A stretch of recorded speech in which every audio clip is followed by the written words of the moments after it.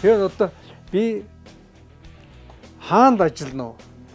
Эдгээс малчин байхдаа би чи аврах төлчин молчин байсан тэрөө хэлсэнгүй шүү дээ. Цэрэгт байхдаа тийм байна. Ерөнхий зоо техник байхдаа бас амжилт гаргасан байх юм.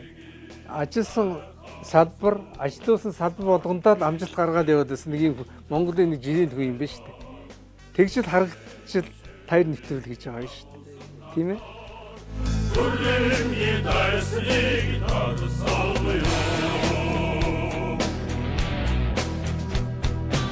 Өнөөдөр энэ бахархалтай сайхан өдөр байна. Миний би танкын цэрэг танкчтай холбооны одоо урилгаар Монголын танкчтай холбооны төв офстай хүрэлцээд байна. Энд ирсээс бол Монголын ардын армийн хошууч генерал шинжлэх ухааны гавьяас зүтгэлтэн шинжлэх ухааны доктор профессор Эрдэнэ Отгой Монголын танкчтай холбооны дэд тэргүүн Хорондоо Баатар зүрхт нарын урилгаар хүрэлцэн ирээд энд ярилцлах гэж хата туйлын баяртай байна. Танкны холбоондоор ирэхэд манай танкчтаас төрсэн 10 гаруй генералуудын хөрөг тавигдсан. Энэ дотор манай ангийн дарга Зүүн Баянгийн 131 дараа ангийн дарга одоо хошууч генерал Гүндэш хаан хөрөг харагдаж байна. Штабын дарга хошууч генерал Бямбцах тухайн хөрөг харагдаж байгаа. Тэгээд маш олон генералууд эрдэмтэд энэ танкч дотроос төрсөн одоо бахархалтай байна. За Монголын үе үеийн танкчдад танкчтай холбооны бүрэлдэхүүндээ эрүүлэнх сайн сайхан бүхнийг хүсэн ёроё.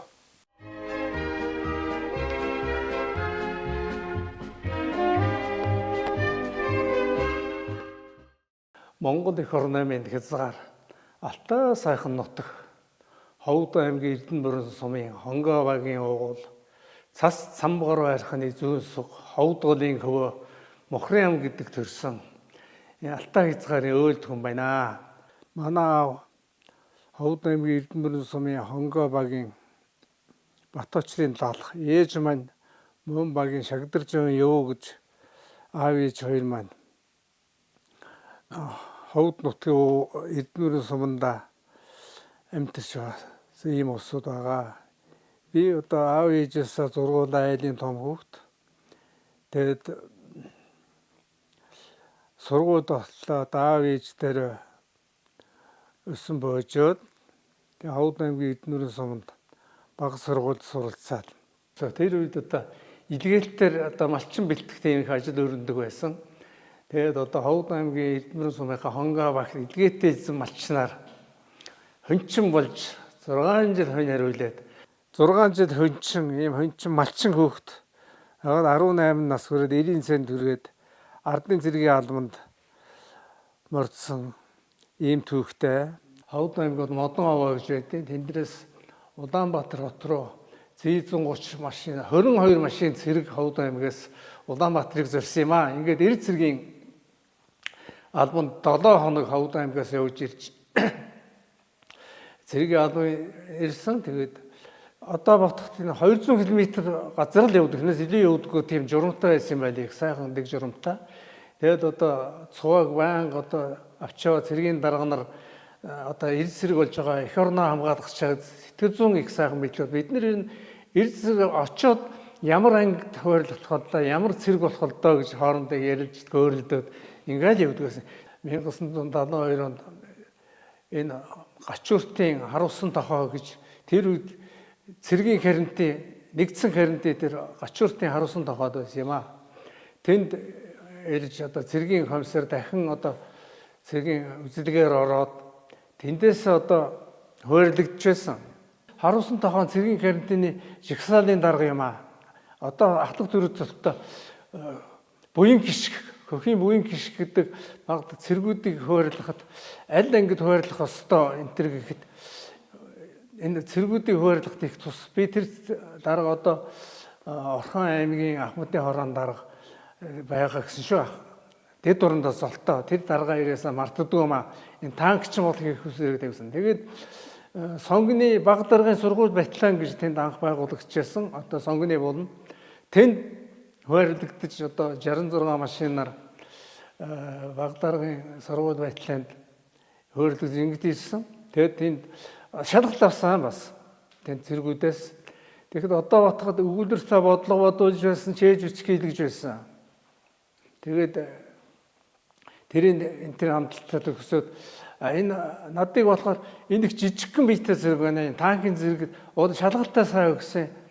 Ингээд танкын ангид ороотод ингээд хөөрлөгдөө. Тэгээд одоо танкын зэрэг гэдэг миний эхлэл эндээс тавигдсан. Тэгээд сонгонд одоогоор ботход тэр шүүн фабрикаснаас 120 дугаар анги гэж байсан шиг санагдахын тэр шүүн фабрикт тэнд одоо Т-54 САУ-100 гэдэг ийм хоёр танкаар ээлжиж бид нарыг бүтэн жил бэлтгээд дараа нь усын шалгалтаа аваад танкчин гэдэг одоо танкийн механик жолооч гэдэг тэр сайхан хүндтэй эрэлхэг одоо сайхан мэрэгжлийг эзэмшээд нэг шин төвчүүл зарлаад бид нарыг хаашаа явж байгаа мэдгүй аваа явсан. Тэгээд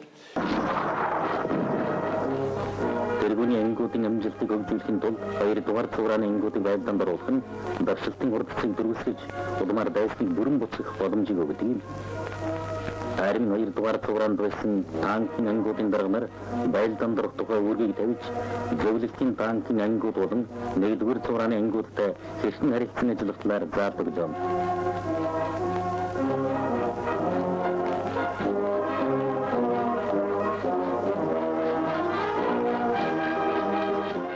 Хэрлэн 73 хээрийн сургууль одоогийн Говьсанбар малхын тал том хээрийн сургууль болсон доо. Тэнд одоо хээрийн сургуульд оролцоод тэр хээрийн сургуульд оролцсныхаа дараа ингээд зүүн баян гэдэг зүүн баянгийн барьгээд гэж тэрүүд ярьдаг байсан да. Тэнд төрөлдөө зүүн очоод биднийг ангийн дарга нь гүнчиш гэдэг дарга байсан. Тэр танилцуулсан. За та нар Багдаргын сургууль батлаанд төгсөөд энэ зүүн баянгийн танкын хороонд танкын механик жолоочоор ингэж хөөрлөгж ирсэн. Багдарга цолтоогоор ингэж хөөрлөгж ирсэн. Тэгээ одоо биднийг зүүн баянд ирээд бид чинь айхч гайх шиг тийм зүүн баян гэдэг нэг тийм сонин газар байсан да. Ер нь одоо хит дотруугаа орхон гэж шүү. Тэгээд цэргүүд хоорондоо яриад ингээд тэгээ нэгэнд одоо цэргийн тангар өргөцсөн Багдарга болцсон. Хүн чинь одоо тэнд шууд ангитай нийлүүлчихдэг юм байна лээ. Бид нар очисон Багдарга нарыг тусгай тэр буудлагын полигон дээр, жолоодлогын полигон дээр тусгай байрлуулад нэг 45 хоног ангитай нийлүүлэхэд тусгай одоо сэтгэл зүй одоо утгад сэтгэл зүйн бэлтгэлд оруулж ирсэн шиг байх юм. Тэр ангийн түүх намдар орон нутгийн түүх байдал цаашдаа ямар зорилготой байх вэ? Их гоё зохион байгуулалт. Бид нар бахархчд байсан да. Ер нь урам зориг ороод бэлтгэгдсэн. Бэлтгэгдээд үндсэн нэгтгэл анги руугаа одоо албан ёсоор орж ингэ хөөрлөж очсон. Очингууд одоо бидний чинь анги дотроо салбарууд хуваарлсан. Надыг одоо би төрүүц цолтой Багдаргаас суучраас очиж тэнд чин танкын парк дотор САУ-100-ын батарей гэж батарейнууд байдаг. 1 2 3 дараа батарей САУ-100 гэдэг одоо танк байна. Т-54 гэж танкын ороотууд байдаг байсан.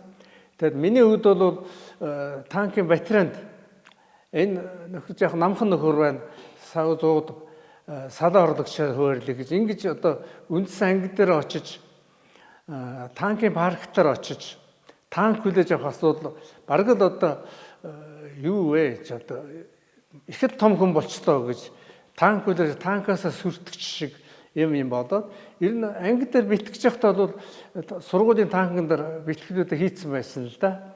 Тэгээд танкаа хүлээж авчаа САУ 660 нөмрийн танк. Энэ маш хариуцлагатай. Батарей даргын танк. Батарей даргын танкын механик жолооч болно гэдэг бол амаргүй шалгарсан байх ёстой. Тэгээд ер нь танкын цэрэг болно гэдэг бол сэтгэл зүйн үүдчтэр мэдлэг чадрын үүдчтэр их бахархалтай. 3 дугаар батарейны 1 дугаар салааны орлогчоор ингээд 35 зэрэг хариуцсан. Ийм одоо Багдарга дотроо одоо манай батарей чинь 5 одоо танктай тэргүүн танкных нь жолооч би нэг танк экипаж 4 байдаг. Тэгээд танкын дарга, танкын буудагч, сумдагч, механик жолооч гэдэг. Ингээд шинэ экипаж бүрэлдэхүүн тогтногддог их дахиад одоо дотроо экипаж 4 ингэж бүрэлддэг гайхамшигтай. Тэгээ одоо танкийн одоо сургалтууд байнга явагдана. Одоо бид нар чи одоогийн цэрэг чи алдрын танхим гэдэг юм байна шүү дээ сайхан. Бид нар чи Сүхбаатарын тасалгаа гэж байдаг гэсэн. Тэр Сүхбаатарын тасалгаа дотроо тэр одоо сургууль бүх юм явагддаг. Ер нь тэр Сүхбаатарын тасалгаа, жигсаалын сургууль, парк энэ гурвуулаар л одоо явагддаг. Гол нь одоо танкийн паркын дотор одоо игнээс зогссон танкууд. Ер нь танк бол зам маш халуун. Зузаан ширмэн төмөр учраас өвөл маш хүйтэн. Тэр нь нэг танкч бол 4 аккумулятортай шүү дээ. Энэ таарахын шиг чадалмуутай экипаж бол тэр нормативд нь танкийнхаа аккумуляторыг оруулаад танк асаана гэдэг нь бол норматив хугацаанд багтахгүй их хэцүү.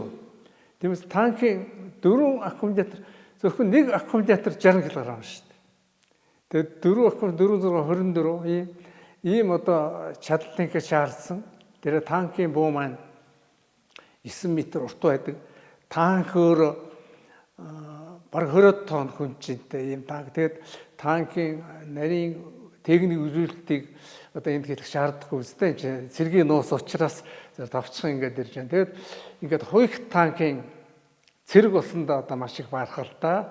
3 жил одоо хээрийн сургуульд явсан, байдааны буудлоганд явж байсан, хээрийн жолоодлогод явж байсан. Тэгээд машинаас команд бол одоо санаанаас гарахгүй байна.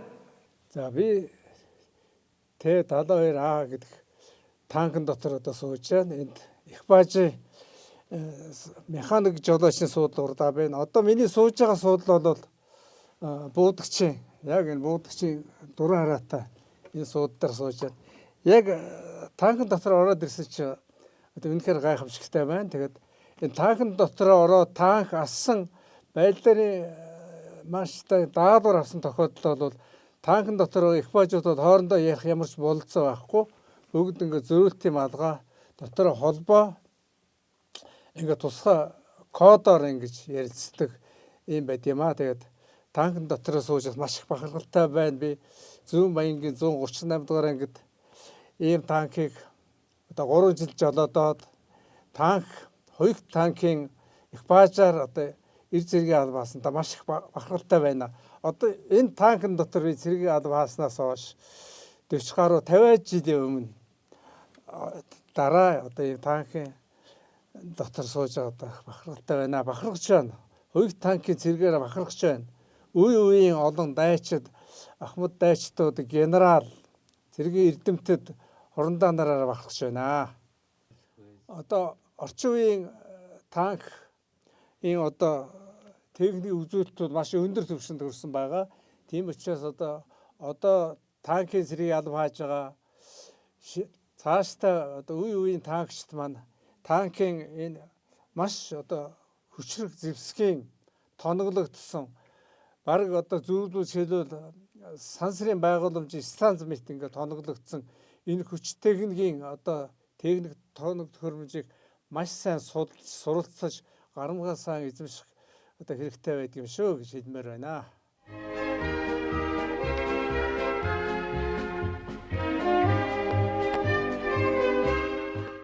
Танкийнхаа үнэлгийг хүлээг авчлаа.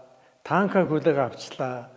Одоо танкчин гэдэг ангийн даргын туслаа захинд гарчлаа. Хариуцлага 2-3 дахин нэмэгдэнэ. Сэтгэл зүйн үүд. Тэнд одоо сул сахилга бат хариуцлага улам өндөршин. Тэгээ танктаар бол тэр үеийн манай танкийн шаардлага бол 7 хоногийн 3 өдөр танкын дараа ямар нэгэн үйл ажиллагаа хийж бэлэн байх ёстой. Бусад өдөр нь бол Сүхбаатарын тасалгаа, жагсаалын бэлтгэлтэй байдаг. Тэгээ танкийн механик жолооч болзошгүй дайн байлдан эхлэхэд танк ямар бэлэн байх ёстой. Зөвхөн одоо жирийн хүн шиг тэр байлдааны хураа замын цохилтын гол хүч болсон тэр айхтар зэвсгийг зөвхөн одоо арчаад илээд ингэ байж болдоггүй. Тэр техникийн үйлчлэгийг зааврын дагуу бүрэн хийх ёстой. Тэгээ ер нь бол тэр Батлан хамгаалах яамны сайдын нэрмжит техник үзлэг, зуны техник үзлэг, өвлийн техник үзлэг хоёр айхтар үзлэг явна. Тэнцэн гэдэг бол амаргүй. Юу ч шалгаж мэднэ. За тэр танкийн техник үзлэг өвлийн улирлын одоо шалгаж явагддаг л да. Батлан яамны сайд үзлэг анги дээр ирээд анги нэгтгэл хүлээж аваад танкийн парктаар очиод ингээд танкуудын олон одоо танкуудыг одоо комисс экипажууд танкийн урд талаар 4 экипаж зогсож байна. Рапорто өгнө. Тим танкны тим экипажууд гэнэ. Тэгээ одоо Батлан яамны бүрэлдэхүүн 5-6 хүн байсан. Энэ дотор Ахмад Султан өндөр цагаан зал миний санаас гардаг. Он сарын би мартаагүй шүү. 1973 оны 5 сарын 23. Тэр миний танкийг сонгосон асуудал бол одоо би ангийнхаа айрмын нэр төрийг байлдаанд одоо бэлэн байлгах чадхууд гэж айцтай байсан. Тэгээд танкийн шууд одоо танкийн хөтлөгч дугууны таг ав, толох дугууны таг ав, масны шүүрний ав, сэнсний голыг ав, их бууны гол төмрийг шалгана гэдэг. Ингээд шалгах тэр өсөлгүүд би одоо амжилттай шалгасан. За Батлан хамгаалах яамны техникийн хүмүүсийг ахиж ирсэн өндөр цагаан залуу Ахмад Солтоо. Тэр залуу бол өнөөгийн Батлан хамгаалах яамны хошууч генерал, танкын активд өгсөн танкын инженер. Тэр хүн танкисттэй үед бол гайхамшигтай танкын 10 уруушгаа мэддэг. Тийм гайхамшигтай инженер. Эрдэнэт генерал бол өнөөгийн шинжлэх ухааны гавьяас зүтгэлтэн техникийн шинжлэх ухааны доктор профессор ийм одоо мундаг хүн Батлан яамд ажилладаг. Тэр хүнээс би алтан хайрцаг задлаж гардаж авсандаа өнөөдөр маш их бахархалтай байт юм аа. Алтан хайрцагын дотор бол орон нутгийн чөлөөний хуудас тэр цэргүүдийг одоо хэрэглэх бүхэл одоо зүйлийг хэрэгсэн. Тэн дотор нэг онцлог зүйл бол үнэрт ус байсан юм аа.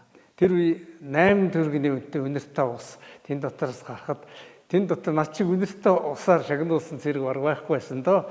Тэгээ би одоо хүртэл тэр Эрдэнэт генералаа бахархаж талархаж хөндөглөж явдаг хэлмээр байна.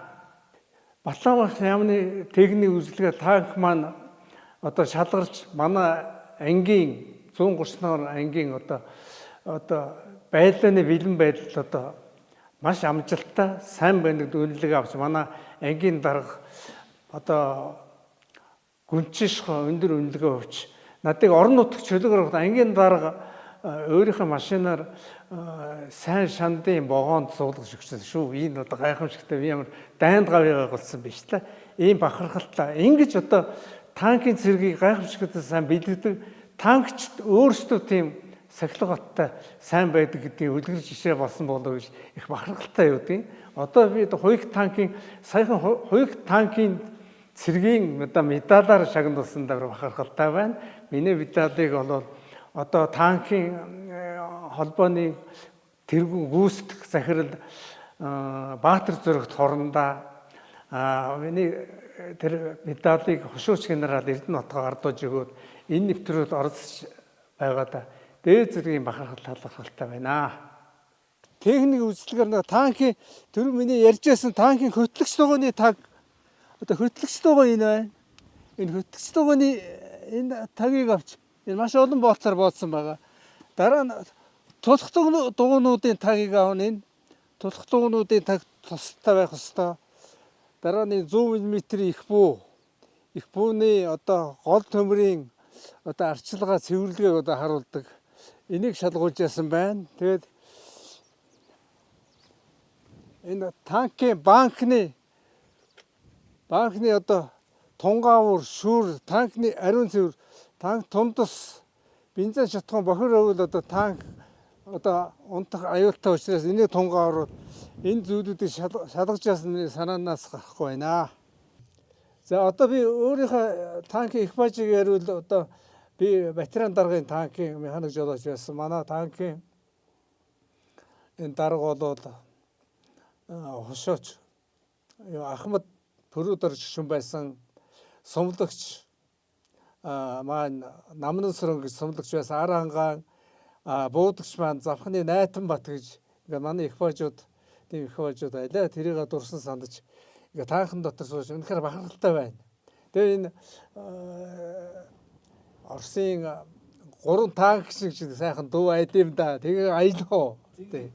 Тэгээд 3 танк шиг дуугаа аялчмаар санагчлаа. Яг санаанд орж Нагерниса тучи ходят химора, край суровой тишовья, у высоких берегов Амура часовые родины стоят.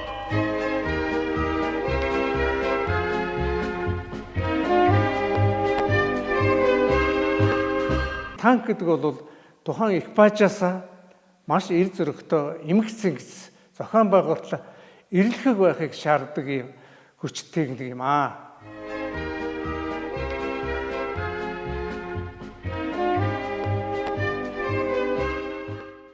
За би Зүүн Баянгийн танк ангид тийм шилдэг танкчин гэдэг ийм одоо тэргүүний багдар танкчин байлаа л да. Тэгээд цэрэг 1975 оны мөнд одоо 6 дугаар та цэрэг халагдлагад манай анги нэгтгэх халагдах цэргүүдийг хүлээж авах орон нутгад нь буцаан зэвшүүд одоо шилдэг танкчдыг одоо шагнах ийм үйл явдлага болсон.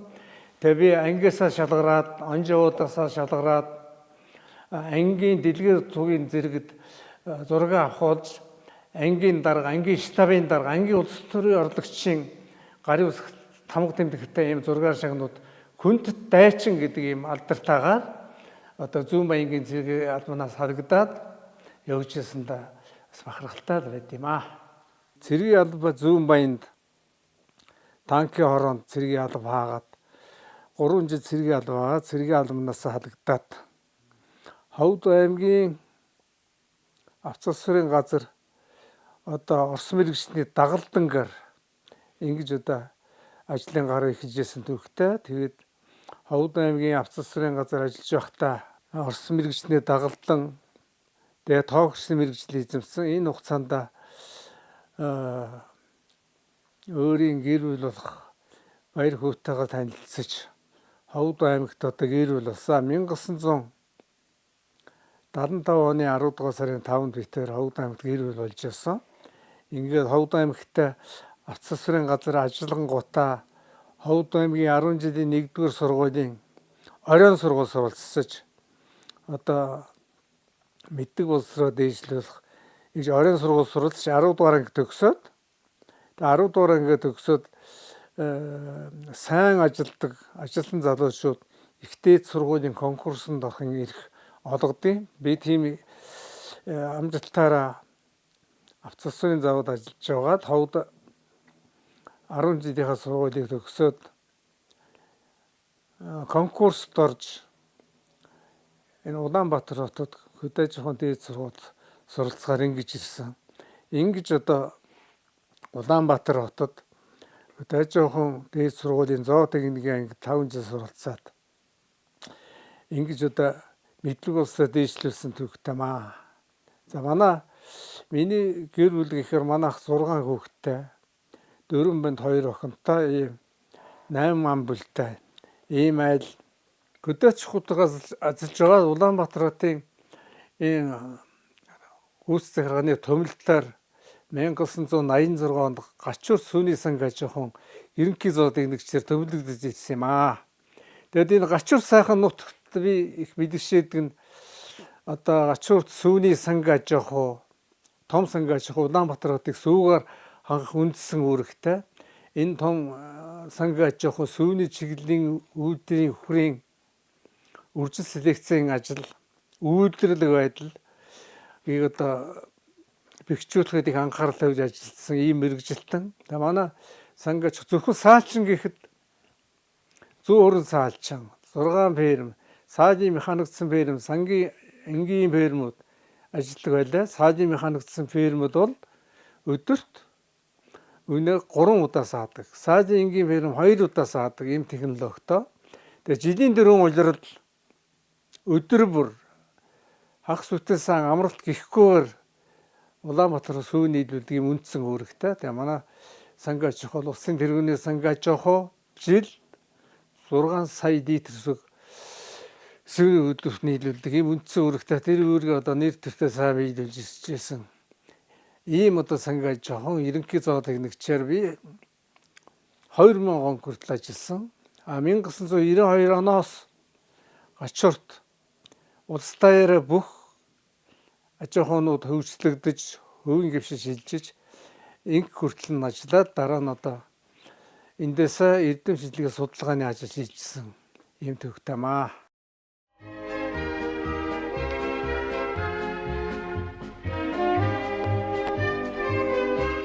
Ингээ сангачхуу гэдэг ойлголт байхгүй болсон. Сангачхуу тарсан. Тэгээ тэр үед манай Гачууртын нутаг дэвсгэрт Монголын улаан наманд хорсон нэг ховор амьтан хөдөл судлалын эрдэм шинжилгээний станц гэж энэ шар хоолой бугтай явууланд байдیں۔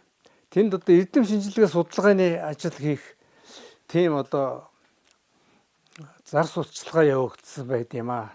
Тэгээ тэнд одоо би одоо тэр асуудлыг судлаад тэр хөдөл судлал руу орж харахаар ингэж тэр хөдөл судлалыг хариуцсан уламжлал ангаах ухааны шинжилгээ ухааны технологиудын корпорац гэж том ангаахын корпорацт бол очиж шалгуулад тэр Гачууртад үржүүлж эхэлж байсан тэр хөдөл судлалын эрдэм шинжилгээний станцд эрдэм шинжилгээний ажлаар орохоор одоо шалгалт өгөөд тэр шалгуур үзүүлэлтэнд тэнцээ тэгэд хөдөл судлалын эрдэм шинжилгээний станцд очиж эрдэм шинжилгээний ажлыг хийж гүйцэтгэсэн юм аа. Тэгээд хөдөл судлал гэдэг бол үнэхээр нарийн ажил. Одоо манай Гачууртын шар хоолой бугтуулын ихэнд байдаг эрдэм шинжилгээ судалгаанууд төр дэлхийд нэг ховор энэ хөдөр гэдэг амьтны тэр их чухал амьтан эмнэлэг биелэг аш холбогдолтой тэр хөдрийг судлах юм шаардлага гарсан. Тэгээд хөдөл судалгааны ажил би 10 гаруй жил ажилласан. Энэ тухай бол бас хөдрийн тухай баримтат кино эрдэм шинжилгээний бүтээл олон би тэр хөдөр дээр ажиллаж байхдаа энэ хөдрийн дэлхийд нэг ховорсон хөдөр гэдэг юм бүтээл хөдөр судлал дээр ажиллаад ийм ном бүтээл гаргасан. Тэгээ хөдөр судлалаараа бол Монголд гаршууж буй хөдрийн биологи зан гарал шиг онцлог сэдвэр докторийн зэрэг хамгаалж ингэж хөдөр дээр ажиллаад тэгээ докторийнхаа зэрэг хамгаалсны дараагаар би хөдөө аж ахуйн их сургууль одоо цагаар сүүлийн жилүүд багшилж байгаа. Тэгээ дараа нь тэтгэвртээ гараад одоо хөөрэ гэртээ тэтгэвэр суусан ч гэсэн эрдэм шинжилгээний судалгааны ажлаа үргэлжлүүлсээр л байгаа. Цаашид хөдөр судлалаар бол их олон нарийн ажил одоо хийх шаардлага байдгийг. Энэ нь болохоор ганц одоо би биш мэрэгжлийн тийм хамтарсан одоо эмч, биологч, агнур зөөч ингээ судалгааны ижбүр баг ажиллах юм шаардлага байд юм л да. Цаашлаад ингэж ажиллах хэрэгтэй гэж бодогдчиход байна. Тэгээд миний зүр ажиллаж байсан үеийн энэ хөдрийн эрдэм шинжилгээний станц нэг бүл хөдрийг үржүүлсэн зөвхөн нэг бүл хөдөр шүү дээ. Энэ олон бүл хөдөр байгаа. Тэр үржүүлсэн селекцийн схем нь энэ байна л да. Энэ схемийн дагуу ажиллаж селекц явуулсны үндсэн дээр энэ дараагийн одоо хөдрийг үржүүлэхэд ингэж ажиллаж байсан судалгааны ажил байна. Ингээд хөдөр маань одоо хэдий төлөлдгийг, хэдийн хугацаанд хээлтэйдгийг, түүний өвс тэжээлийн онцлог, хоол боловсрох тэжээлийн онцлог энэ бүгд ижбүрэн судалгаа хийж ингэж одоо тохимол гаргасныг одоо сая харууллаа. Тэгээ одоо хөдөр судлалаар бол олон одоо ботном энэ актив хайдуугаан гаргасан энэ 5 ботном байдیں۔ Энэ 5 ботном дээр бол энэ хайдуугаан бүтээлүүд 2013 онд одоо биологийн хүрээлэн дээр том эрдэм шинжилгээний хурал болж тэнд өргөдөж оролдож энэ бүтээлийг одоо гардаж авчаасан. Энэ 5 бүтээл дотор хөдөр судлалаар бол 2 ботт нь бол энэ тухай одоо бичигдсэн байд юм аа. Тэгээ одоо би цаашдаа юу хийж ийнэ гэхээр бас энэ Гачууртын сангач хоо маань их түүхэн улбаатай зөвхөн Гачуурт сангач хоо түүхэхгүй 60 жилийн түүхэл одоо байгаа юм. Гачууртын сангач хоо гэдэг утгаараа зөвхөн Гачуурт гэдэг утгаараа бол бүр эзэн Чингис улбаатай Монголын нүүс товцоод бичгснээр бол бүр 840 жилийн тэртээс нааш Гачууртын тухай одоо мэдэх шаардлага гарч байгаа юм л да. Тэгээ би энэ Гачууртын 60 жилийг угтаж энэ бүтээл номыг гаргасан тоонот нутгаа дийдлэхүү гэдэг энэ номыг 2 жил 8 сар шахуу одоо маш их судалгаа дээр суурилдаж Монголын нууц товчондоор өгүүлсэнийг дурлаж энэ зөвхөн одоо гачуурт сан гэж 60 жилийн түүхээс зогсохгүй энэ нутагт дэвсрийн түүхэн одоо улбааг бүрэн гаргаж тавихыг хичээж ном төдөөгүй тоонот нутгаа дийдлэхүү гэдэг 1 цагийн баримтат киноны гаргаж ийм бүтээл хийсэн юм аа. Ийм одоо бүтээлтэй сууж байгаа. Тэгээд гачуурт маань бол ер нь сангачуу гэхээс өмнө ер нь түүхэнд бичгснээр бол энэ алтан твшин хөнди хүн жолооны дэнж хатан дуулын хөөгнөх 9 эрдний нутгаа гэж би энэ магтан ингэж хэлэхдээ дуртай л да. Тэгэд одоо гачууртын төр хатан туулгол гинтийн нуранаас их авч гачууртаар усаж одоо орхон гол зүтгэлдэх ийм одоо уудам сайхан хөндөд аж төрж амьдарч эрдэм шинжилгээ судалгааны бүтээл гаргаж энэ одоо сайхан ард түмэн дотор ажиллаж амьдарч байгаараа одоо бахархалтай байдیں۔ Энэ нутагт бол анх би 1972 цэрэгт ирэхдээ энэ гачууртын харуулсан тохоод цэргийн нэгдсэн карантин байсан шүү дээ. Энд бол би Ховд аймгаас ирж энэ харуулсан тохоон цэргийн карантинлэгдэж сонгоны баг даргын сургууль байтлаанд хуваарлагдчихсан. Тэгээ би цэрэгт иржсэн газараа дараа нь одоо төр засгийн даалгавар төвлөлтөөр энд ирж ажиллаж ийм бүтээл гаргаж сайхан амьдарч аж төрж байгаадаа энэ нутагт дэвсэр байгальд нь одоо бишир шүтэж ингэж одоо залбир сайхан амьдарч явдیں۔ Монголчууд бид одоо засгийн газрын тогтоол шийдвэрлэж байдаг да зарлагч байдیں۔ Монгол хүн бүхэн одоо удам судраа мэдчих хэвээр удам судраа нутаг уулуусаа сайн мэдчих хэвээр гэдэг. Тэгэхээр би өөрийнхөө удам судрыг мэдээ бүр өвөг дээдсээс эхэлж хөгшин аваасаа эхэлж энэ өвөг дээдэс гар дүүстэй гэх мэтийг хичээж баг энэ ява насны тал маань тэр чиглэл их бодолтой явсан л да. Тэгээд миний үед бол өвөг дээдсээ удам судрыг одоо бичиж хойч үед дамжуулах талаар ихээхэн одоо олон жилиг зарцуулсан байдгийг. Тэгээ одоо монголчууд бидний иргэний өндгөн дээр эхлээд ургийн овг тавигдаад тэгээд дараа нь аав энэ тэр нэр тавигддаг үстэй тийм ээ. Жишээлбэл надыг бол боролдоо өгөх талахын дэлгэр гэдэг юм тийм ээ. Бидний ургийн овг бол боролдоо юм байна л да. Тэгээ боролдоохныхоо одоо судлаар Ховд аймгийн Эдэнбэрийн сум энэ 30 гаруй овг байдгийг. Тэгээ боролдоо овг гэдэг маань 1674 оноос эхлэлтэй ийм одоо өвгдөц судамжуудыг олон жил судалсны үр дүнд өвгдөцийн тухай одоо ургийн зураглалыг гаргасан. Ургийнхаа зураглалыг гаргаад дараа нь одоо боролдоо овгийн бичих гэдэг ийм бүтээлийг одоо гаргаж ургийнхаа баярыг 2012 онд Ховд аймгийн Эдэнбэрийн сумд тэр аавынхаа талын ургийн баярыг бид нэр хийсэн. Дараахан зөвхөн аав гэв. Ер нь их хүмүүс ург удам гэхээр зөвхөн аавынхаа талыг бичээд аавынхаа талыг л яриад байд юм билээ.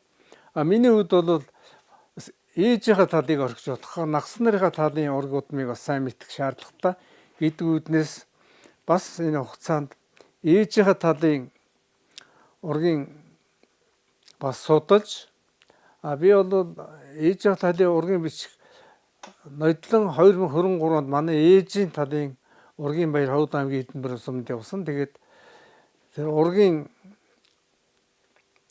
аавынхаа талын ургийн зураглал, ээжийнхаа талын ургийн зураглал, тэгээд аавынхаа талын ургийн ном нь бол бүтээл нь энэ дотор байгаа. Энд 1500 гаруй хүн багтсан ийм ургийн ном байдیں۔ Тэгээд ээжийнхаа ургийн схемийг гаргахын зэрэгтэй ээжийн талын ургийн номон дээр энэ манай нагц нар бичээд би редактороор нь ажилласан. Ингээд ургийн зураглалыг гараад номыг бүтээсэн. Тэгэд энэ бүх эрдэм шинжилгээ судалгааны энэ үйл ажиллагаа явахад би нэг дүүгээ онцолж ярмаар байна. Энэ миний баг дүү Далахын Цэрэн Дав гэж Монголын анагаах ухааны академийн академич, шинжлэх ухааны доктор профессор юм залуу би. Тэр дүү маань одоо надыг цэрэгт явахад 3 нас хүртэл ахтайгаа үрдэж унтдаг ийм дүү байсан. Тэгээ надыг цэрэгт явсны дараа надыг өгүүлж аав ээжээс ахаач энэ төр гэж асуудаг байсан.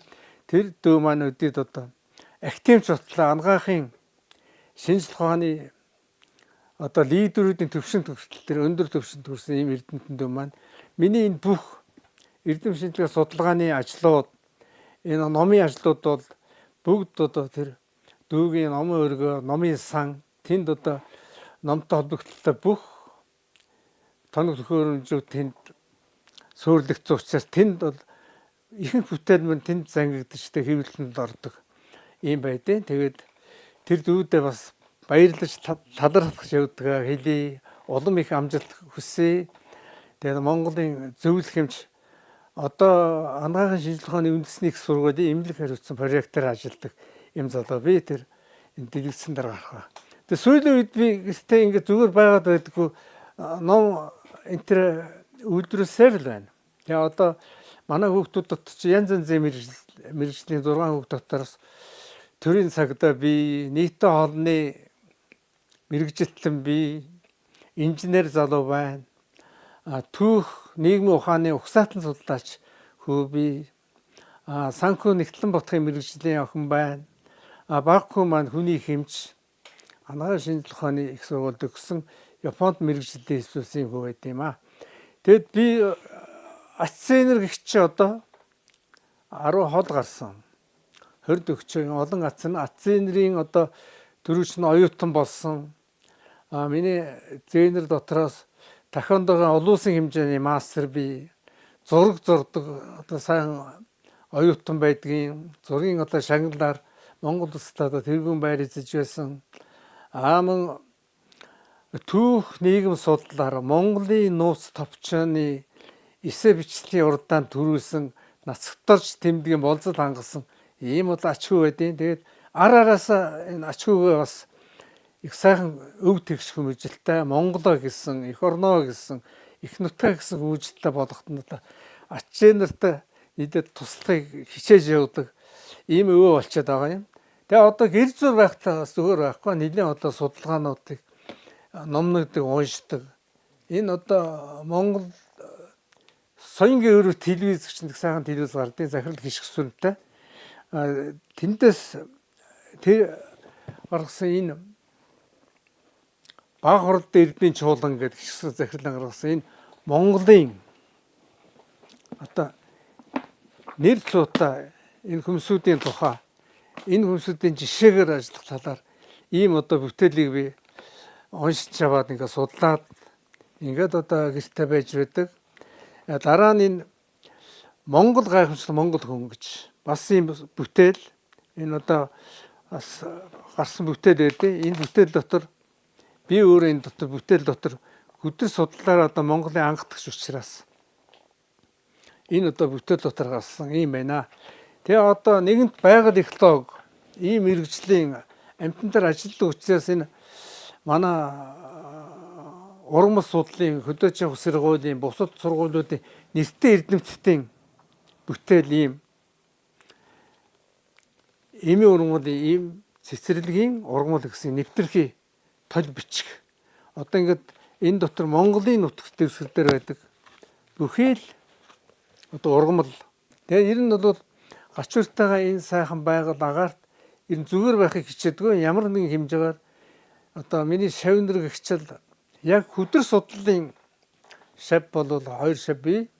Энэ хөдөөж их сургуулийн Мандаажихоо бие технологийн сургуулийн захирал Гүр Азрагч доктор байдаг. Тэрний одоо хөдрийн тэжээлгээр дипломын ажил хамгаалсан. Дипломын ажлыг би өдөрчсөн. Тийм одоо сайхан эрдэнтэн залуу би. Эрдэнэт Орхон аймагт бол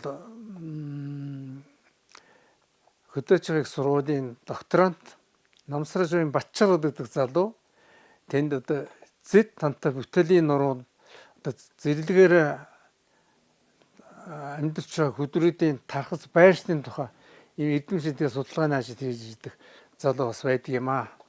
За иймэрхүү үйл ажиллагаагаар өнөө хүртэл би одоо дэвтэрт гарсан чинь ажил хөдөлмөрөөр эргэлсээр байгаад ингээ явж байгаа. Ерөнхийдөө хөдөөжийн сургуулийнхаа мэрэгжлийн танхимд одоо миний уншиж судалжаас оюутныхан судалжсан нэг 50 гаруй мэрэгжлийн сурах бичих номнуудыг сургуулийнхаа мэрэгжлийн танхимд одоо биелүүлэхээр ингээ бэлдэж байна л да.